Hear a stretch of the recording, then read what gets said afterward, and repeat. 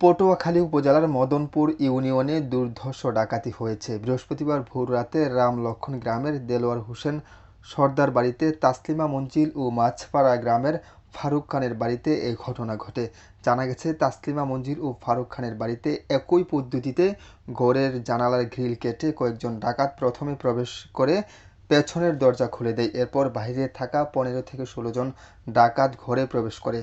এ সময় তাদেরকে অস্ত্রের মুখে জিম্মি করে ডাকাতরা তসলিমা মঞ্জিলের আলমারি খুলে নগদ প্রায় 1 লক্ষ টাকা ও 14 ভরি স্বর্ণ নিয়ে যায় এবং ফারুক খানের কেয়ারটেকার মোতালেব হাওলাদারকে অস্ত্রের মুখে জিম্মি করে নগদ 50,000 টাকার স্বর্ণালংকার লুট করে।